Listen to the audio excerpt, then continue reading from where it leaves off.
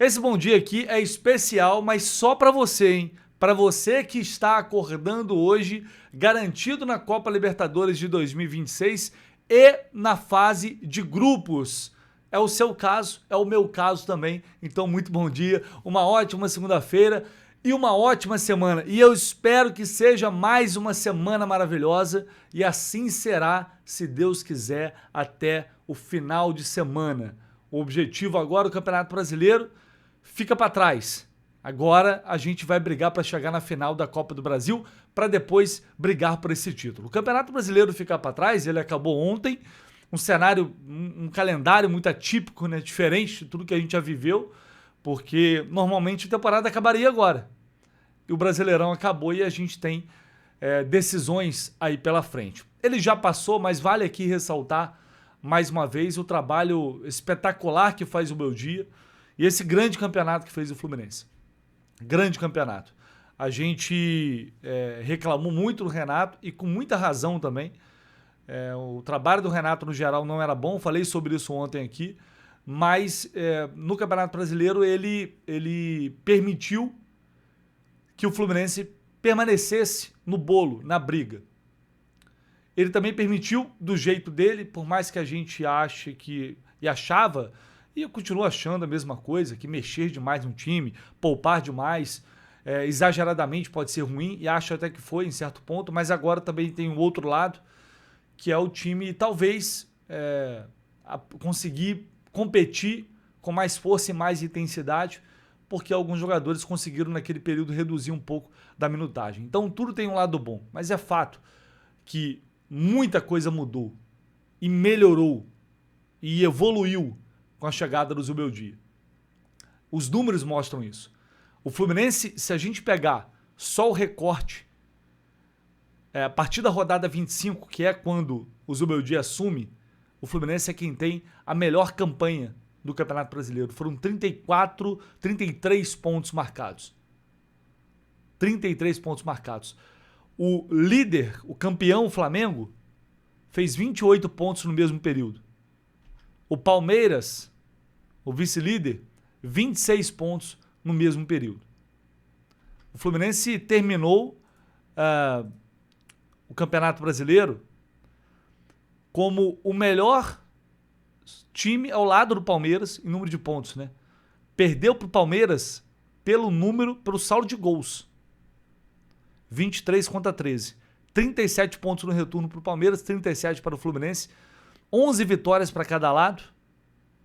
23 de saldo, no entanto, para o Palmeiras, 13 para o Fluminense. O Flamengo terminou o retorno com 36 pontos. Posso até compartilhar essa tela com vocês, né? O site Probabilidades do Futebol está aí na tela para vocês, a classificação do retorno, como ficou a classificação aqui do retorno, tá? Agora, vamos lá.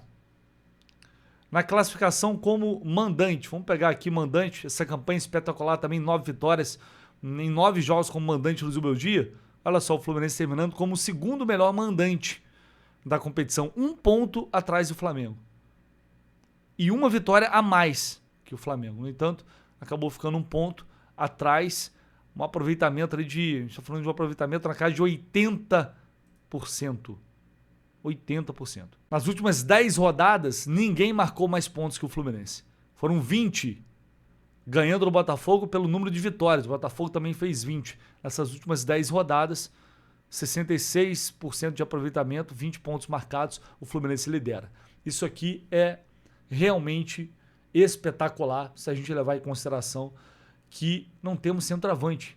Se a gente levar em consideração que durante boa parte dessa campanha, o Fluminense teve um banco de reservas extremamente limitado e que muitas vezes até atrapalhou o crescimento do time, ou não ajudou, pelo menos.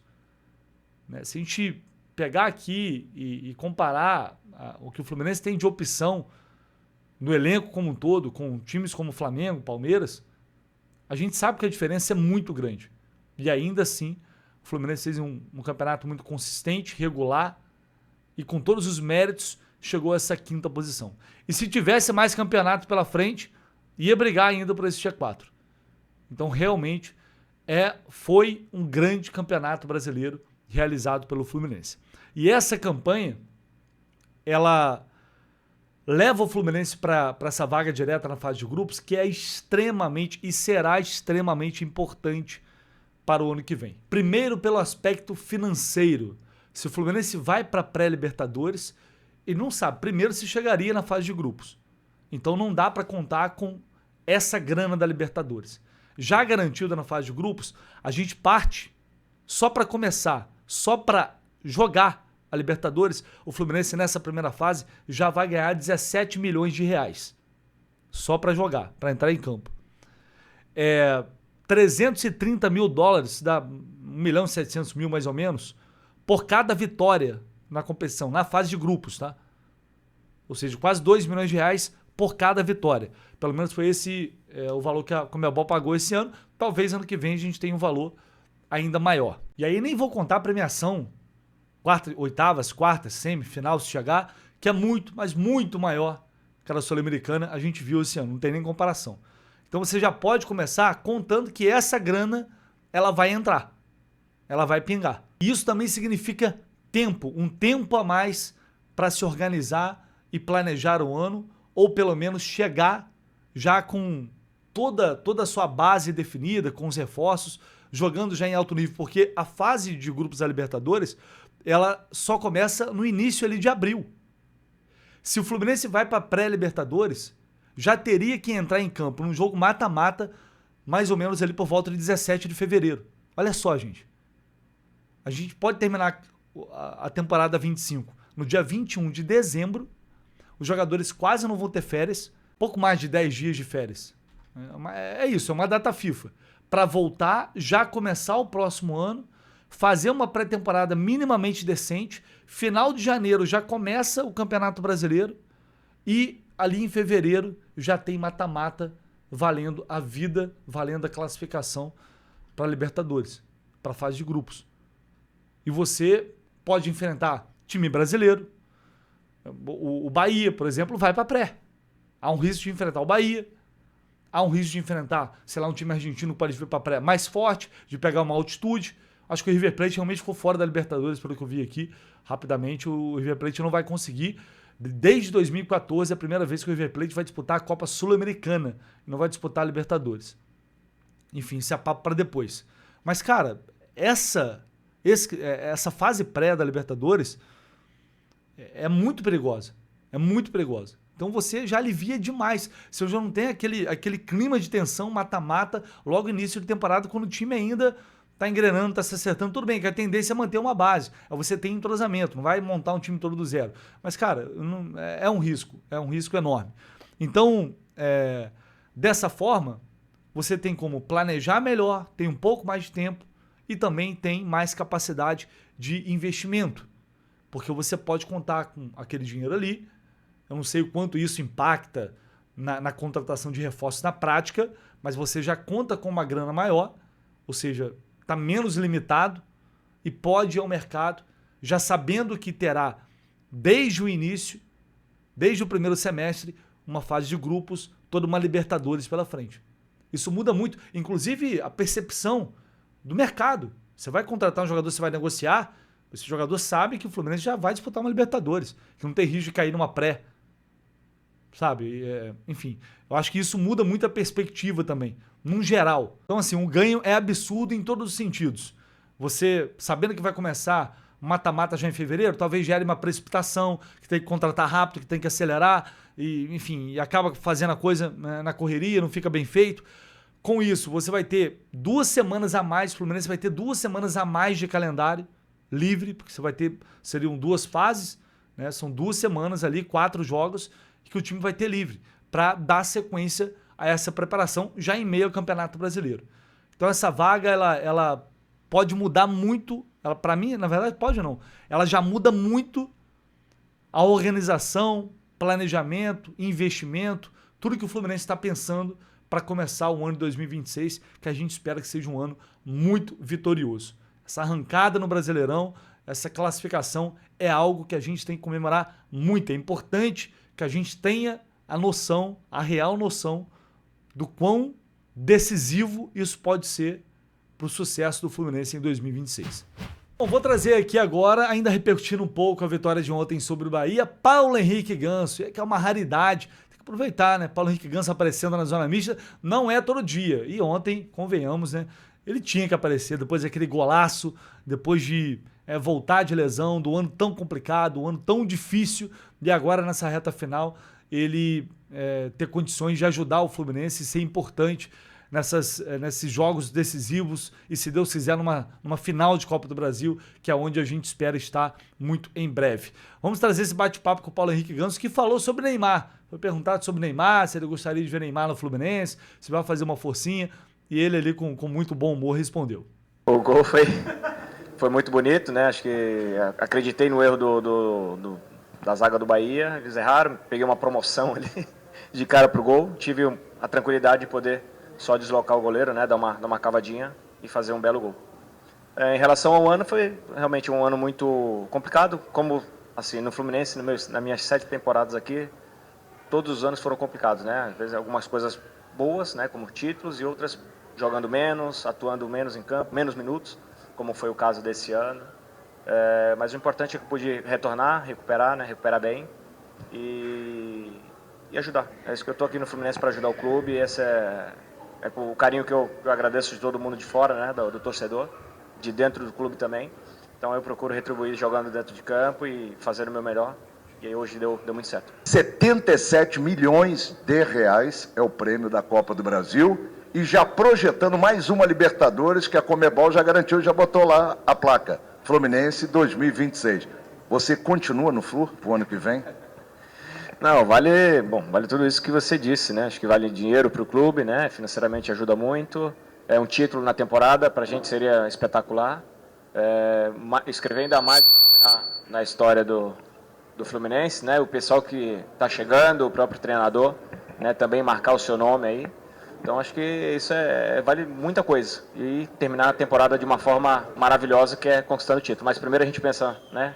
Pezinho no chão, continuar o trabalho para a gente poder primeiro passar do Vasco e depois pensar numa possível final. E vamos ver, tem contrato, né? Tem mais um ano aí, vamos ver. Ganso, se a gente pegasse um recorte de um mês, o Vasco estava muito bem na temporada, mas vem muito mal. Com seguidas derrotas, hoje foi goleado pelo Atlético Mineiro, e o Fluminense com o Zubeldia tem funcionado muito, tem jogado bem e tem vencido os jogos. O Fluminense chega como favorito, sei que clássico não tem muito negócio de favorito, mas chega como favorito. Acho que o momento do Fluminense hoje é mais propício para o Fluminense avançar para uma final de Copa do Brasil do que o Vasco. Você pensa dessa maneira? A gente respeita muito o Vasco, né? Porque o Vasco Bom, eu conheço o treinador pessoalmente, né? Um baita treinador. Então, se tratando de mata-mata, é uma competição diferente do que é o Campeonato Brasileiro. Então a gente tem que manter os pés no chão, continuar fazendo o que a gente está fazendo, segurança na defensiva e conseguindo fazer os gols na frente, que é isso que vai nos ajudar a passar dar esse primeiro passo para a final. Não tem relaxamento, a gente tem, como eu falei, tem que manter os pés no chão, continuar trabalhando sério. O Vasco não está para brincadeira também na Copa do Brasil, uma equipe muito forte, apesar de, né, não ter feito um Campeonato Brasileiro tão bom quanto a gente, né? Mas a gente, como eu falei, foco no objetivo, que é primeiro passar essa semifinal, humildade, e assim a gente vai conseguir chegar na final e possivelmente ser campeão. Ganso, boa noite. Parabéns pela vitória e pelo gol. Obrigado. O jogo de hoje foi decidido por 2 gols de não só ídolos, mas também de líderes de um time. Queria saber qual é a sua visão sobre isso no momento de classificação direta para a fase de grupos, mas também de uma semana de semifinal de Copa do Brasil. Não, assim, a decisão é de todo mundo, né? Todo mundo que está envolvido com a partida, né? Tanto o pessoal que inicia o jogo, como o próprio Zubeldia fala, né?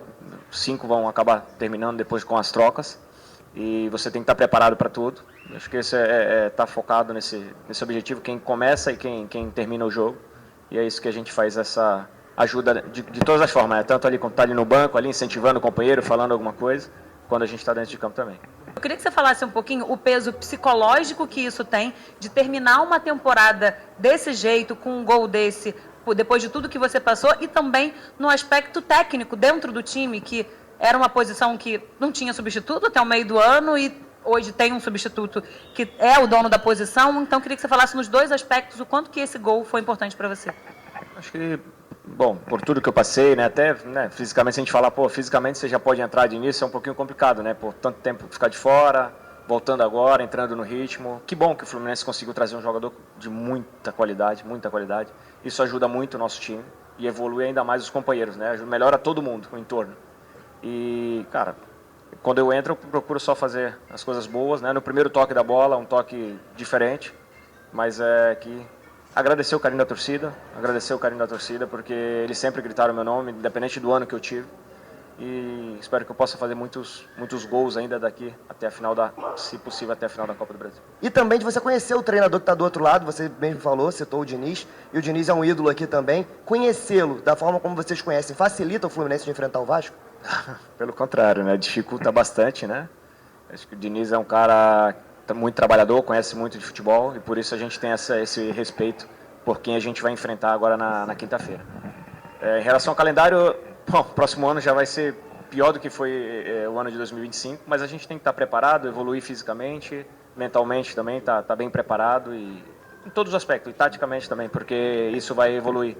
Não só, como eu falei, não só o pessoal que inicia, né, quando tá de primeiros 11 titulares, mas quem tá fora também, que pode entrar a qualquer momento. Oi, Ganso. Boa noite, parabéns pelo gol, pela vitória. Obrigado. Queria que você falasse da importância dessa vaga direta na fase de grupos, né? Porque a prévia pode ser muito traiçoeira, vocês já passaram por isso.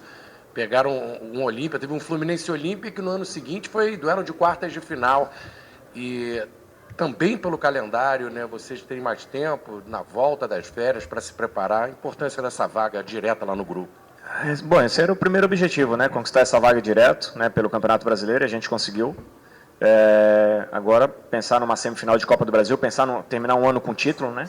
E, bom, é isso. E pensar depois que a gente ganha, acho que, se não me engano, 2 meses, né? Eu acho que a pré começava em fevereiro e agora a gente já inicia em abril a Libertadores, né? Então isso nos ajuda bastante também até para preparar para uma competição tão especial como a Libertadores. É isso, meu amigo. Obrigado. É isso aí. Ganso, juro que vai ser rápido, tá? A culpa é da Aline. Manda lá. Alguma chance de você tentar convencer seu Neymar Júnior de jogar aqui com você ano que vem? Eu tenho que convencer primeiro o Zubeldia a colocar titular, pô. Pô, vou trazer mais um pra ele. Não, isso aí é do presidente, né? O Matheus que vai assumir, né? Mas aí cabe a ele. Não, pô, minha vontade, óbvio que eu quero. Você não tem nem dúvida. Valeu. Parabéns, velho. Bom, o Santos permaneceu na primeira divisão, né? Se o Santos cai, tem certeza que o Neymar não ficaria lá. Com o Santos permanecendo, vamos ver o que ele vai definir da vida dele a partir do ano que vem.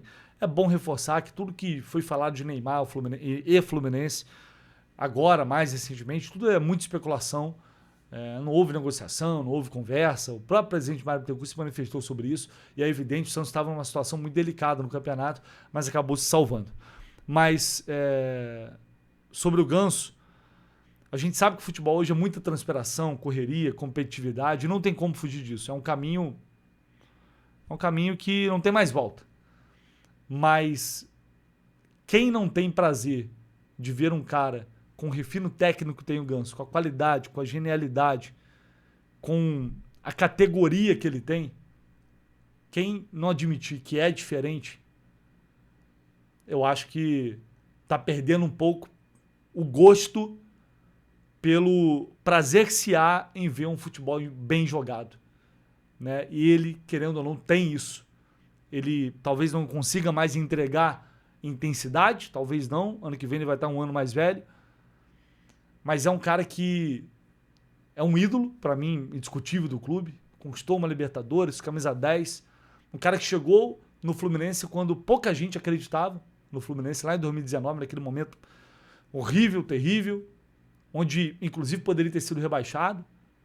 Passou por uma pandemia, por altos e baixos, técnicos que gostavam dele, técnicos que não aproveitavam tanto assim. E o Ganso foi permanecendo, foi ficando, foi construindo uma história, uma identificação que fica para a eternidade. Quando o Ganso encerrar a carreira, para mim, não há dúvidas. Vai ser o Paulo Henrique Ganso, do Fluminense, revelado pelo Santos. É muito bom vê-lo de volta, tomara que ele possa realmente ter condições físicas, porque a qualidade não falta, de ajudar o Fluminense, de ajudar o Lúcio Acosta, que joga muito, mas não consegue terminar os jogos, porque também tem muita intensidade. Você saber que tem um cara desse no banco é muito importante para o time. A gente volta ao longo do dia com muito mais informações e também repercussão da vitória de ontem.